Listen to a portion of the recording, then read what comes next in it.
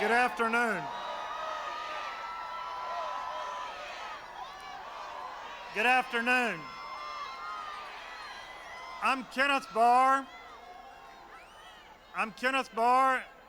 and it's my privilege to serve as the mayor of the great city of Fort Worth, Texas. Mr. President, on behalf of the 477,000 citizens of Fort Worth, it is my pleasure to welcome you to our city.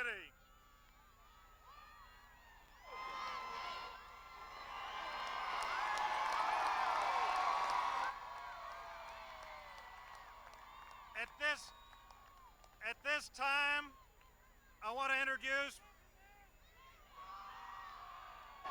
Can you hear me now? At this time,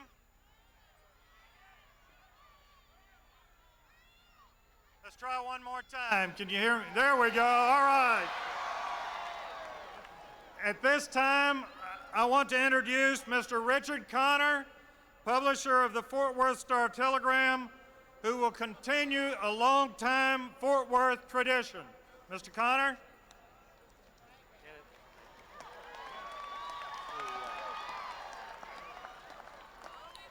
Mr. President, today we begin again an old Fort Worth tradition. The founder of the Fort Worth Star-Telegram, Amon Carter Sr., used to give dignitaries coming to Fort Worth a Western hat called a Shady Oaks hat, named after his ranch.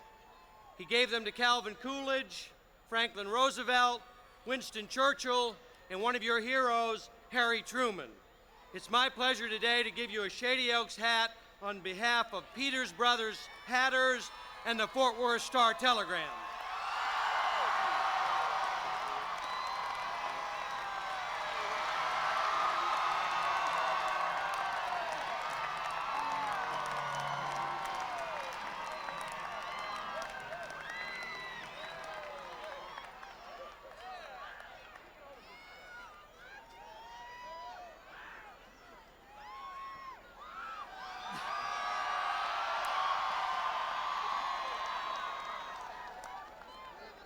Mr. President, late on election eve night 4 years ago, you made your last campaign stop here in Fort Worth at Meacham Airport. It was late at night, but thousands of us came to see you and to cheer you on as the campaign ended. Today, a much larger crowd of us are here to see you again.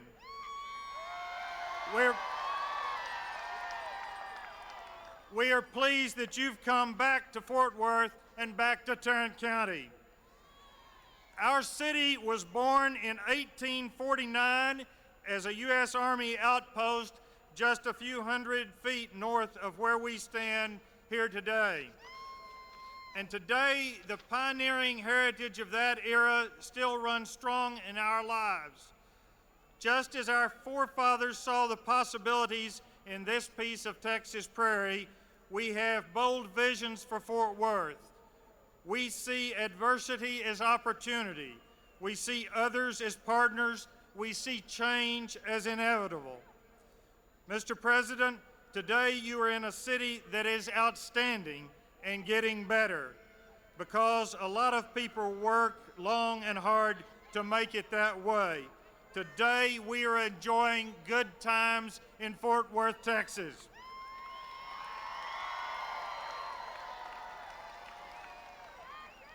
Back in the 1980s, crime was literally soaring off the charts, but we did something about it. In 1991, we created an innovative crime-fighting program that we named Code Blue. It's our version of community policing. Our efforts received a tremendous boost when Fort Worth was selected as one of the original Weed and Seed cities and later as one of the 16 comprehensive community cities. Today, over 3,000 citizens have been trained as community policing volunteers, and they have more than doubled our number of paid police officers. The partnership of citizens, the city, and the federal government has worked, it has driven our crime rate down more than 50%. Crime is down and unemployment is down. Unemployment in Tarrant County is the lowest it's been in well over a decade. And this is a community that has had to rebound from the devastating impact of defense downsizing. The end of the Cold War really hit us hard. The closing of Carsville Air Force Base caused a loss of 8,000 military personnel. We lost more than 25,000 other jobs as Lockheed, Bell Helicopter, and other defense contractors reduced their workforces to match the new realities of the world.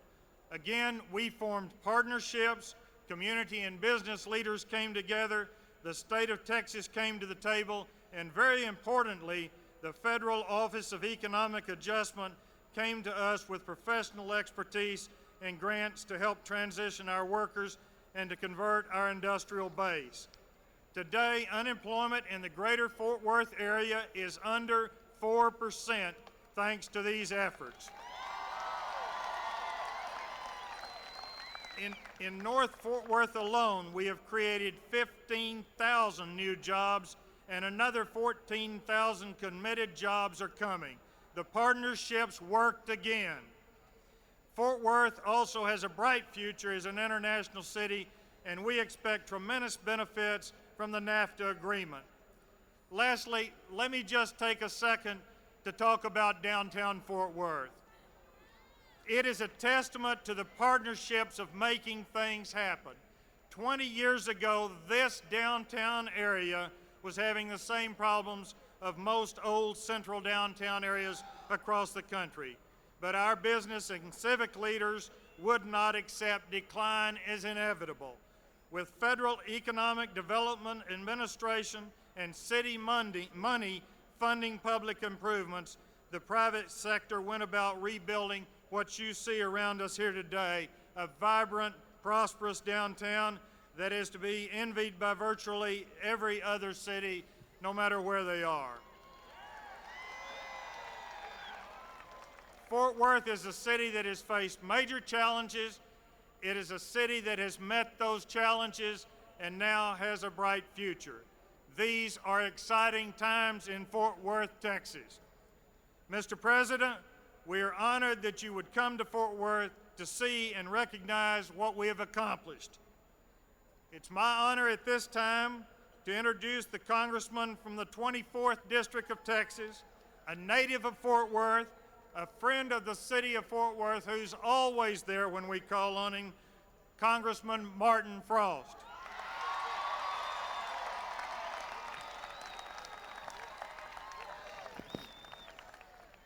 Good afternoon. It gives me great pleasure as a proud graduate of Paschal High School here in Fort Worth to welcome the President of the United States to my old hometown. This has been a year far exceeding everyone's expectations because of your leadership, Mr. President, on fighting crime, reducing the deficit, and creating jobs. You have the chance to carry the state of Texas, which hasn't happened for the Democrats since 1976.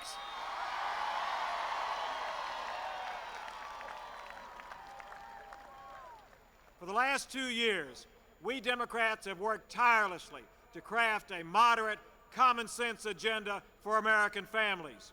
Today, we are on the road to taking back the House of Representatives and taking the gavel away from Newt Gingrich.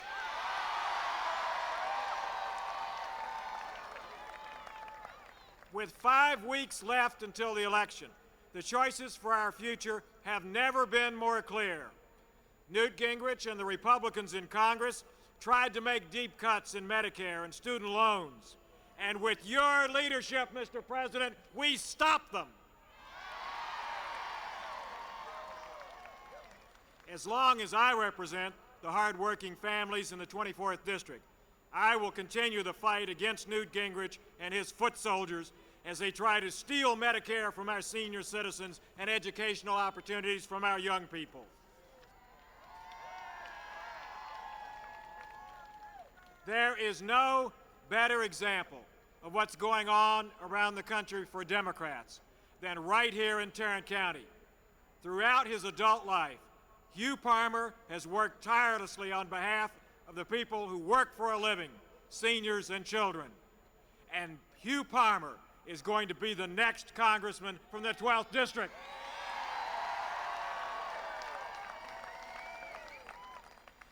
Now, this year offers a particular challenge because of changes in our election procedure. Earlier this year, 3 federal judges called for a special election in 13 Texas congressional districts, which affects the 24th district that I represent, the 5th district that John Poland seeks to represent, and the 30th district represented by Eddie Bernice Johnson. Because of these changes, if you just vote the straight Democratic ticket, your vote will not count in the race for U.S. Congress. You must mark your ballot twice. First, vote for your Democratic candidate, and then vote the straight Democratic ticket. Together, we can give Bill Clinton a historic victory in Texas, and we can be the state that takes control of the House away from Newt Gingrich and gives control to the party that fights for the hard-working people of this country like those here today.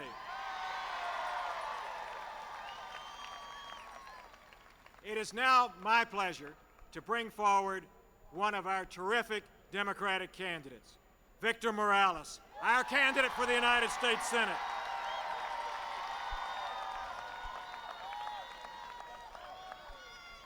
A hard-working high school teacher, Victor defied all expectations by driving his pickup truck to victory in the March primary, and he will drive it to victory in November. Victor Morales.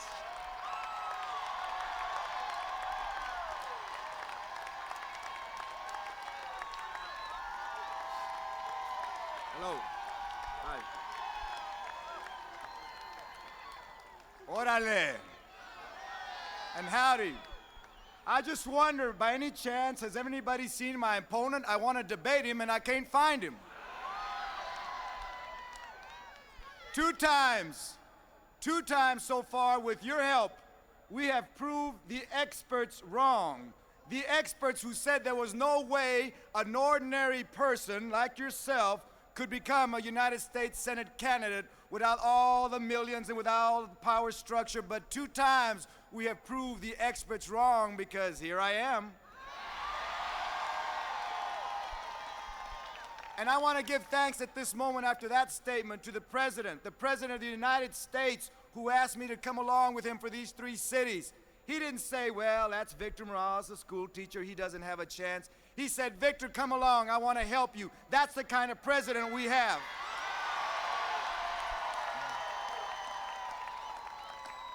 I was in Chicago, as you know, at the National Convention. I just mentioned to someone, I'm more nervous now. There's such a mass humanity of people, and it's such a beautiful sight: white, black, brown, rich, poor, old, young. America. It's America. And I want to emphasize once again, for those people that are questioning, can Victor Morales beat Phil Gramm? There is no question. There is no question. For myself and the President and all the rest of the Democrats, the question is not can we win, but by how much? You know, one of the things I want to bring up, as you know, I do not write speeches. I just tell you what I'm thinking in my head here. And as I was riding with the President a while ago, coming from Longview, I was very impressed by something he said.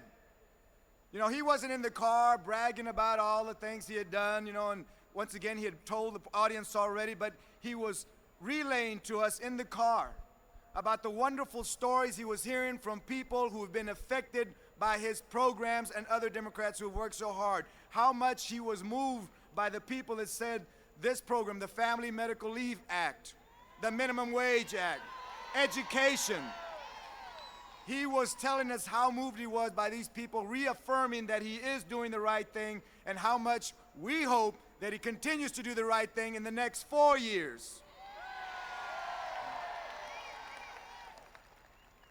At this time, it gives me a lot of pleasure and pride to present one of myself, one of yours, just a regular, everyday person who has succeeded in life with just the way you do, with a lot of hard work and sweat. and with the help of a lot of people. Her name is Yolanda Cuevas Chavera. And Yolanda is a successful candidate for an Hispanic Chamber of Commerce Businesswoman of the Year. And I'm very proud that she, like so many of you people out here in the audience, have succeeded with just good, honest, hard work. And she is also concerned about the community, as all of us are. So I would like for you to welcome her, another successful, good, hard-working Texan, Yolanda Cuevas Chavera. Thank you.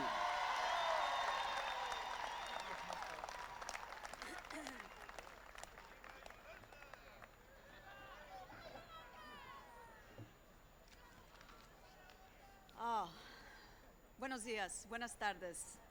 This has been an interesting morning for me. Last week, I heard President Clinton was going to be in town. He was going to arrive at Meacham Airport. Got all excited. I thought, gosh, what if I asked him to stop by my office, which is right across from Meacham Airport?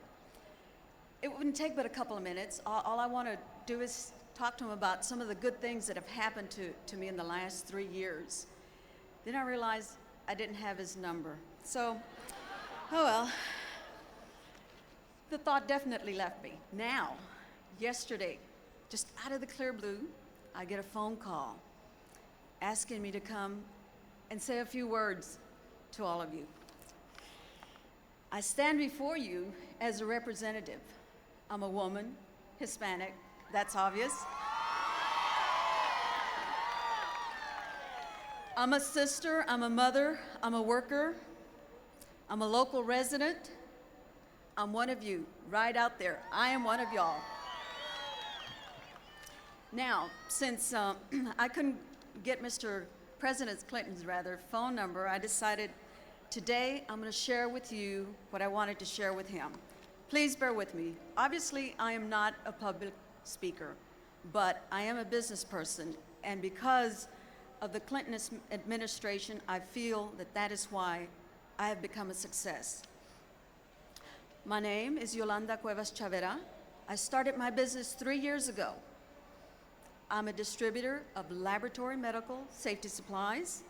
I work with my family. It's a family-owned business. There are 4 full-time employees and 1 part-time employee. And the part-time employee, I want you to know, is a high school student that I requested to come work in my office.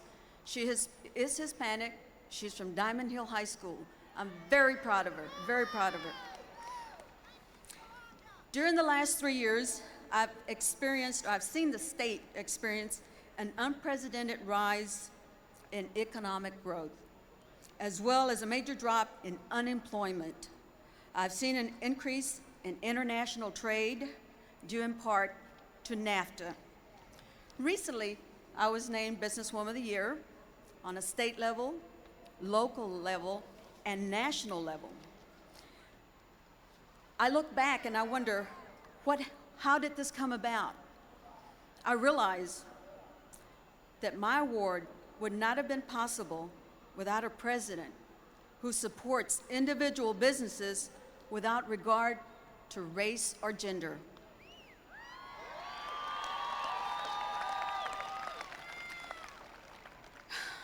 I feel very strongly because of this support, many, many small independent businesses which are now flourishing in Texas might have floundered. Thank you, Mr. President.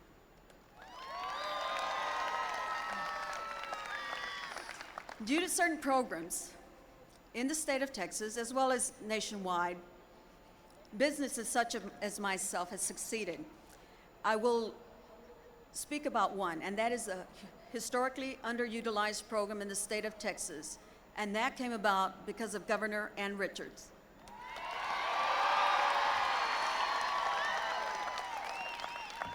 These programs give us open doors. They give us opportunities to be out there competitive with the larger businesses. It's not a giveaway program.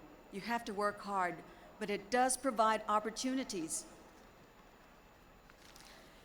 These opportunities have helped in making my business a success. I know that. These opportunities have allowed my daughters and myself to learn about business, and with time, we will outgrow these programs and allow other people to take advantage of those opportunities. At this time, I would like to thank the President for his support of all of these programs. And it is with great pleasure, utmost respect, and with honor that I present to you the President of the United States, William Jefferson Clinton.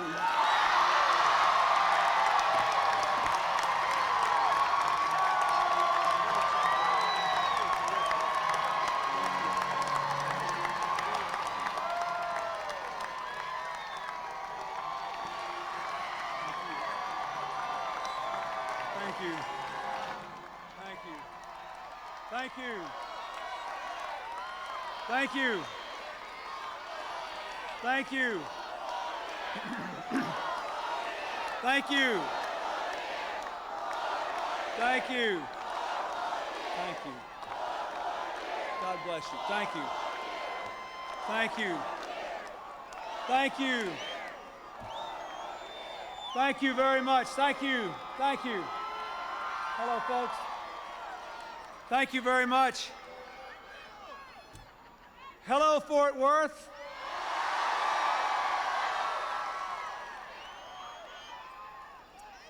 Well, folks, I've got 39 more days, but the Rangers just have one more day. It is great to be here. And Mr. Mayor, thank you for welcoming me here, and thank you for your strong leadership. And I want to say, on behalf of the people of our entire country, it is truly inspiring to come to Fort Worth, to stand in this gorgeous square, to see the magnificent work that has been done here by your citizens, of course the Bass Brothers, but others as well, to renovate this place and make this city look beautiful and livable and attractive, a place you can be proud of. Thank you very much for what you have done. Sundance Square is a place that any American would be proud to stand in and feel good in. And it shows you what we can do when we work together, when we change the way we do business from pointing fingers and trying to blame people to saying, how can we roll up our sleeves and work together to make life better for everyone? That's what I am trying to do. I'd like to thank Rich Connor for giving me that beautiful hat. Don't you think it looked pretty good? I thought it looked pretty good. And I'm honored to be in the long line of presidents who have received hats from the publisher of the newspaper here. I was so impressed when I heard that President Roosevelt and President Truman and President Coolidge and Winston Churchill had gotten these hats. And then when I put mine on, I wonder if they ever wore those cowboy hats. I'll wear mine, and I thank you for it. I'd like to thank Art Brender and the Tarrant County Democrats who've worked so hard to help at least a fair portion of you get here today. Thank you, Speaker Jim Wright, for being here and for all your service to our country and the people of this county. Thank you, Governor Ann Richards, for all you have done for Texas and for our country.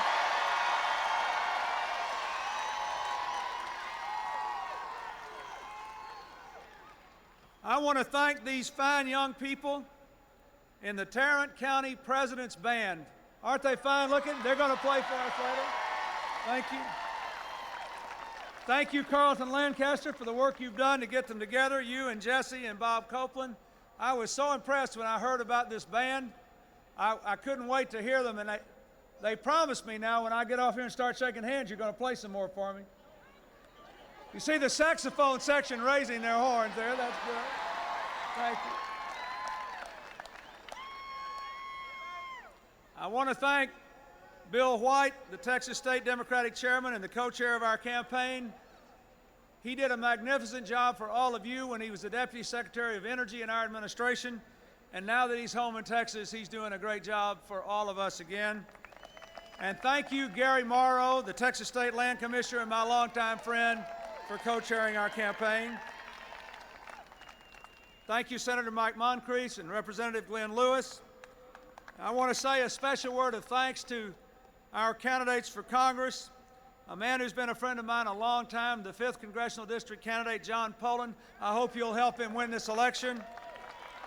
And your former mayor, a great mayor, a man who will be a great congressman if you will give him a chance to serve, Hugh Palmer. Thank you very much for being here today.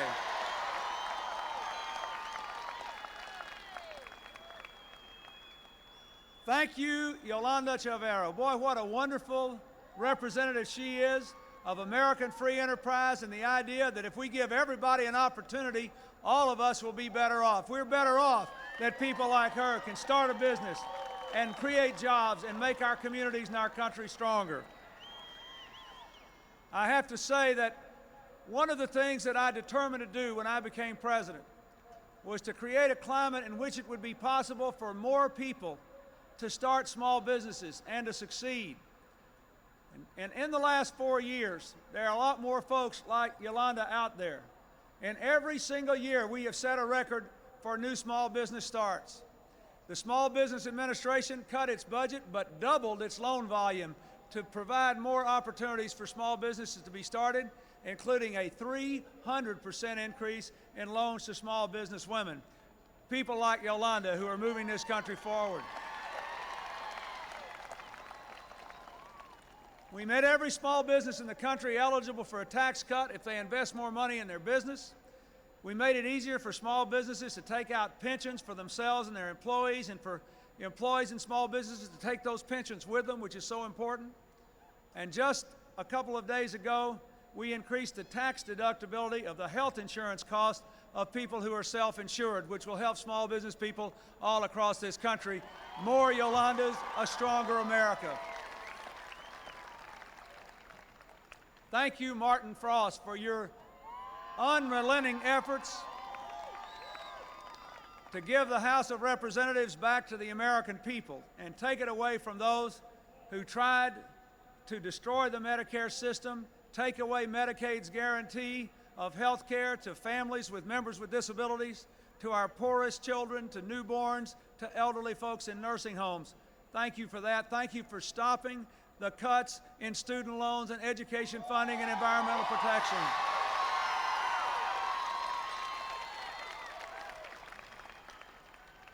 And thank you, Victor Morales, for running for the Senate.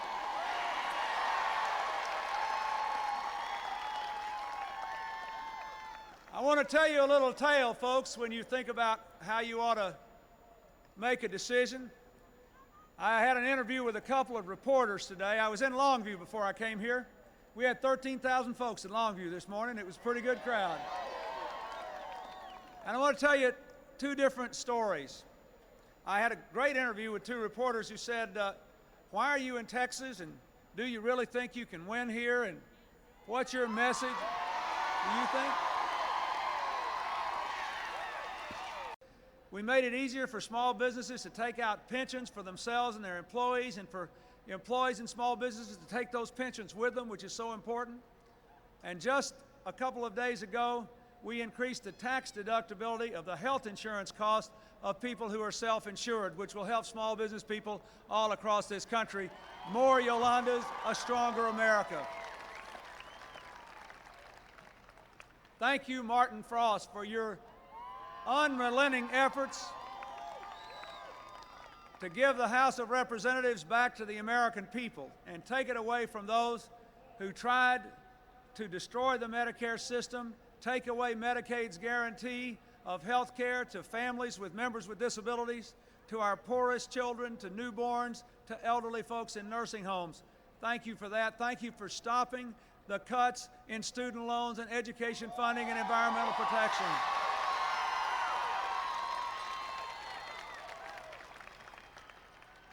And thank you, Victor Morales, for running for the Senate.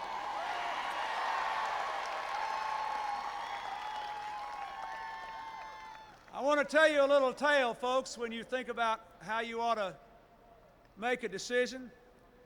I had an interview with a couple of reporters today. I was in Longview before I came here.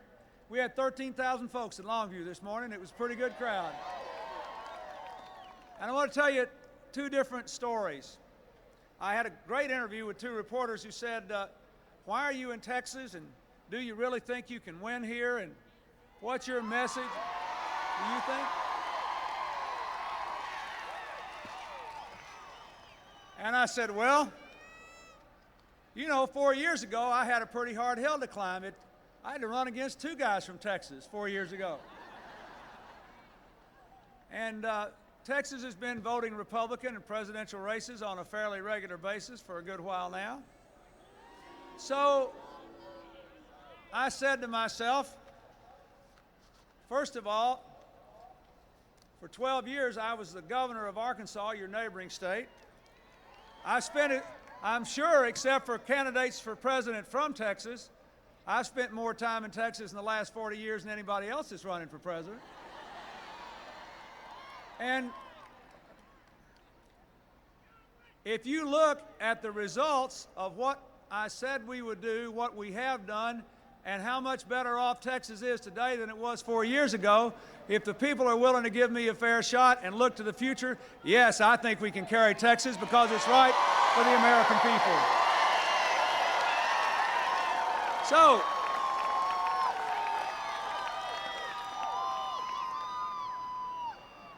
I ran for president, my fellow Americans, because I thought national politics had become too much rhetoric and too little action. Because I got sick and tired of people calling each other names and trying to demonize their opponents and trying to scare the living daylights out of people and convince people that their opponents were no good. And if you noticed, I gave strict instructions at our Democratic National Convention.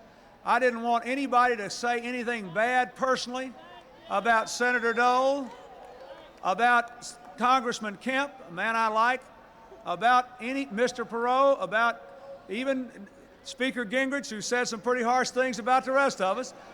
What I said was, let's talk about their votes, let's talk about their positions, let's talk about where we differ, and let's look at who's right and who's wrong. That's what elections ought to be about. Now, I believe that we need a common vision for our country to take us together into the next century. And here's what I want it to be like for these children in this audience. I want us to go into the next century with the American dream of opportunity alive for every single person who's willing to work for it, without regard to their race, their gender, and what they start out with in life. If you're willing to work hard, you ought to have a chance. You ought to have a chance. We're living in a global economy. We're living in a global society. You can move money and information and ideas and technology around the world in no time. Our diversity, our differences, the fact that we come from so many different places is a great, great source of strength for the United States if we can learn to get along together and respect each other and be fair with one another. I want us to be one American community.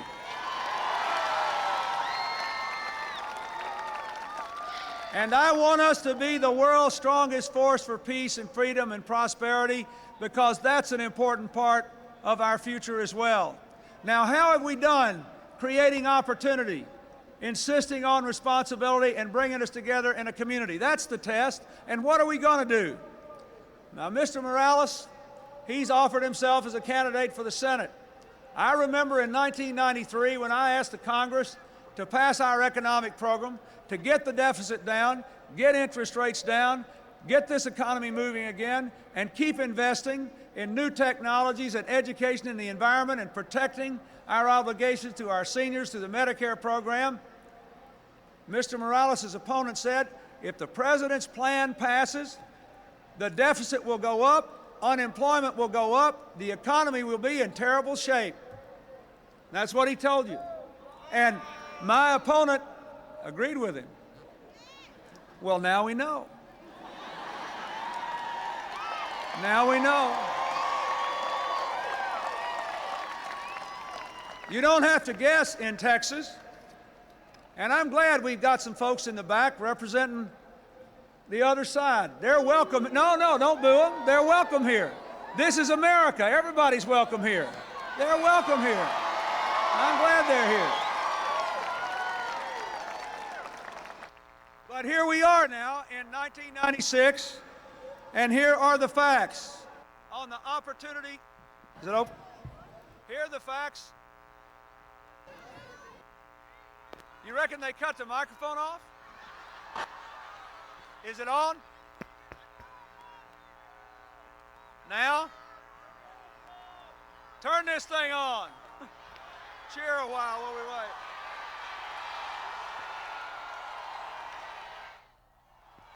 You got it?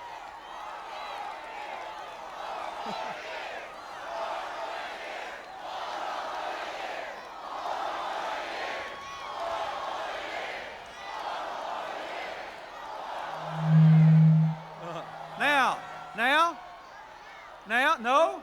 Yes. Is it on? Can you hear in the back? Well, here are the facts. We have 10.5 million more jobs, record exports, record numbers of new small businesses, 4.5 million new homeowners, a 15-year high in home ownership, a 7.5-year low in unemployment. In Texas, a 15-year low in unemployment. The lowest combined rates of unemployment, inflation, and home mortgages in 27 years. We're moving in the right direction. Here are the facts. Yesterday we learned in the annual report put out by our Census Bureau that median incomes in America rose about $900 last year after inflation, the biggest rise in the incomes of average Americans in a decade, and $1,600 since that plan went into effect. Listen to this. Yesterday we learned from the Census Bureau that in 1995, childhood poverty reached its lowest level, at the biggest drop in 20 years. We learned that the number of poor people in America went down by the largest number in 20 years. We learned that all Americans, for a change, are beginning to benefit in the economic recovery. Wages are rising for the first time in a decade, and we had the biggest decline in inequality among working people in 27 years. We're going forward together. We are going forward together. And let's look at some other scorecards. In the area of health care, we made 25 million Americans eligible to keep their health insurance by passing a bill which says you can't lose your health insurance anymore just because you changed jobs or somebody in your family's been sick. Yesterday I signed a bill to stop drive-through deliveries, to stop insurance companies from throwing women and their little babies out of the hospital 24 hours after the babies are born. The bill also begins to provide some protection for health care coverage for families with mental illness, a very important thing in our country.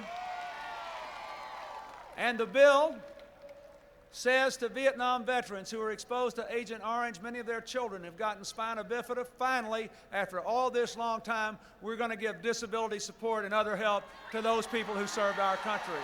It's a good thing for America. Look at the family scorecard. 12 million American families have taken advantage of the family and medical leave law that says you can take a little time off. If you got a baby born or a sick parent, you can take a little time off without losing your job.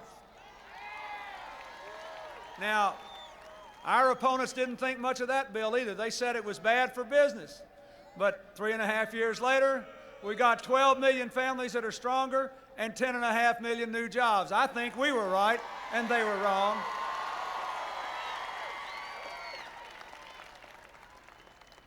The crime rate has come down for 4 years in a row. There were 1 million fewer victims of crime last year than there were when I took office. The welfare rolls have come down by nearly 2 million. Child support collections are up by nearly 50%, $3.8 billion a year, lifting families out of welfare. On October the 1st, in just a few days, 10 million hardworking Americans will get an increase in their minimum wage. In that same bill, we offer a $5,000 tax credit to families who will adopt children. There's a lot of kids out there that need homes. This is pro-family legislation at its best. We have made the air cleaner, our drinking water and food safer. We've cleaned up more toxic waste dumps in 3 years that were cleaned up in the 12 years before I became president. We are moving in the right direction, building our bridge to the 21st century. Our national security is stronger. There are no Russian missiles pointed at the children of America for the first time since the dawn of the nuclear age. We are tackling terrorism all over the world. We are promoting peace. We have 200 separate trade agreements of all kinds, from NAFTA and the GATT World Trade Agreement to 21 agreements with Japan. If you doubt whether it works, in those 21 areas with Japan, our American exports have increased by 85%, and we're #1 in producing cars in the world again for the first time since the 1970s. And Fort Worth has made its contribution to our national security, for it is here that the V-22 Osprey is made a very important part of America's defense future, and I thank you for that. And our friends in the other party, they always say government is the problem, government is the enemy, government is bad. But you know what? We've done more to reduce the size of government than they ever did. It's the smallest it's been since John Kennedy was president.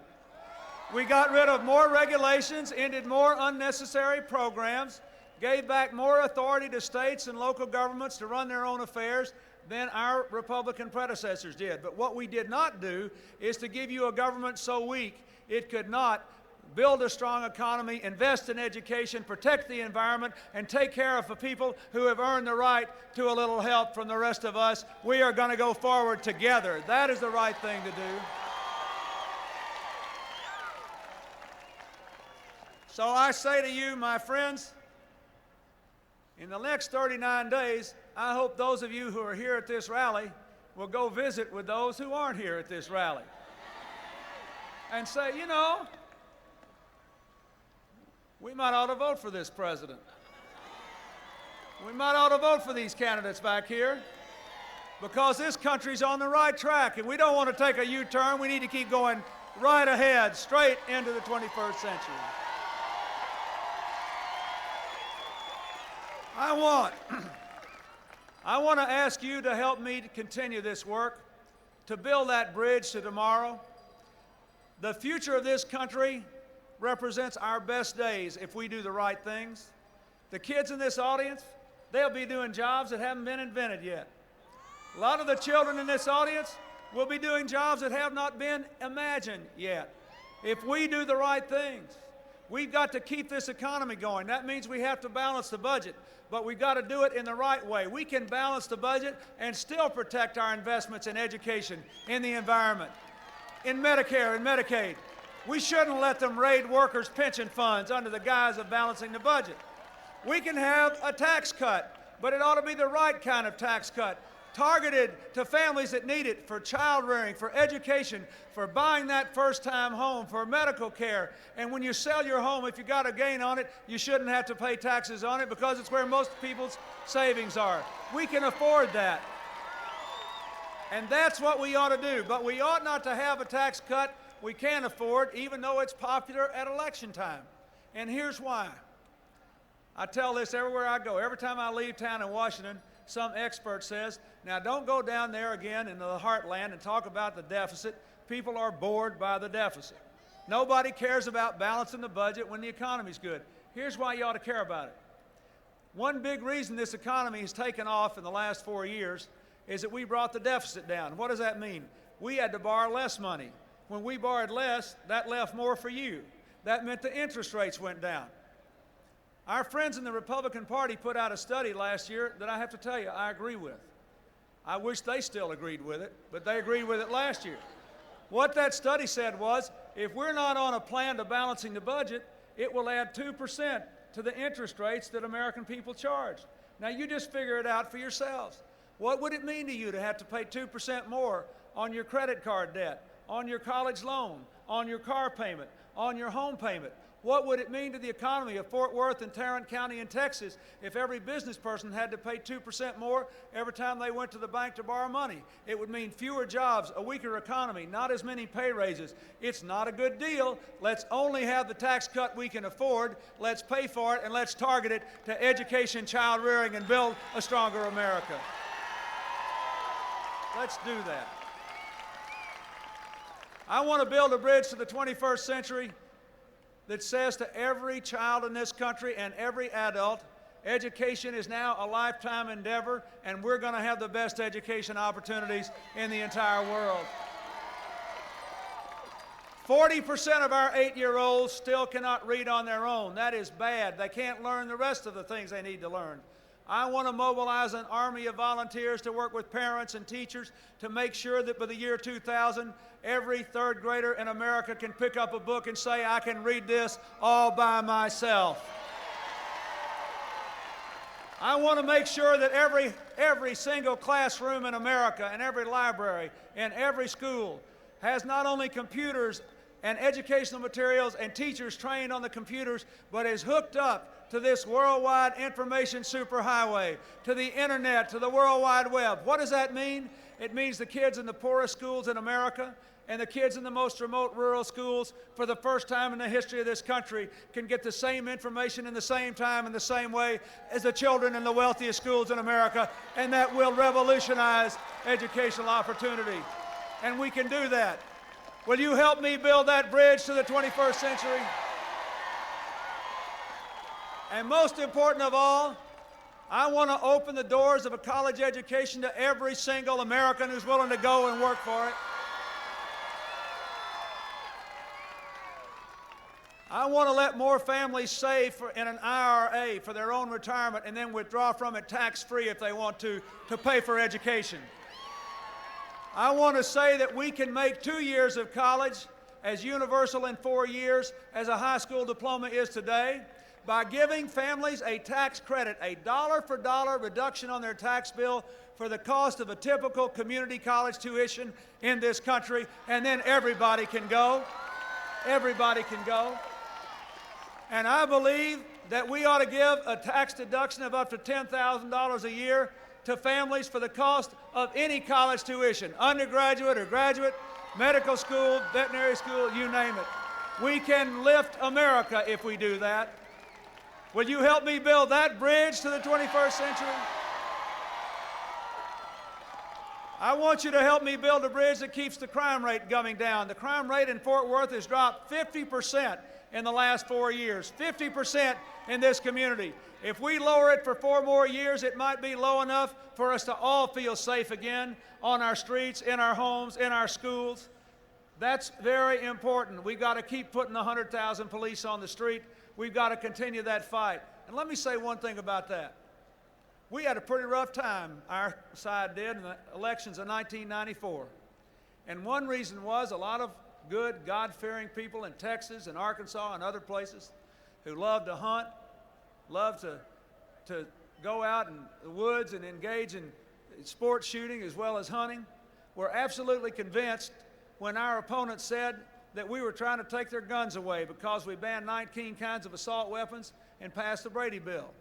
That's what they said, and a lot of people believed them. They were scared, and they voted against some good people in Congress. Well, it's been 2 years, and it's kind of like the economic plan.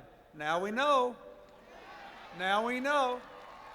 Not a single Texas hunter has lost a rifle. Everybody's still hunting with the same weapons they had 2 years ago if they want to. Every single soul in the country. But you know what? 60,000 fugitives, felons, and stalkers cannot get a handgun because of the Brady bill, and we're safer because of it. We are safer because of it. And I don't think they ought to be able to buy guns, people who beat up their spouses and their kids either. I don't think they should. And I think we ought to extend it. And we ought to keep going until we put 100,000 police on the street so we can prevent more crime. We ought to test people on parole for drug use, because 60% of the serious drugs in this country are used by people that are already in the criminal justice system, and parole is a privilege. People shouldn't be able to get out and abuse it and go back on drugs and become criminals again. Our children deserve better than that, and I hope you'll help us. And one other thing, we can't entirely jail our way out of this problem. We've got to keep our kids out of trouble in the first place. We've got to do more to keep them off drugs in the first place. One of the things that I have fought hardest for is the Safe and Drug-Free Schools Act, which gives schools all across our country the resources they need to make sure that they've got those DARE officers coming into the classroom. They've got other people coming in to talk to these kids and be good role models and tell them that drugs can kill them and destroy their lives. And you know, that's another thing that Mr. Morales' opponent and mine tried to cut. Now, why in the world they wanted to cut the Safe and Drug-Free Schools Act and stop us from putting 100,000 police on the street is beyond me, but I think we know now. We were right, and they weren't, and I think we need to keep building that bridge to the 21st century.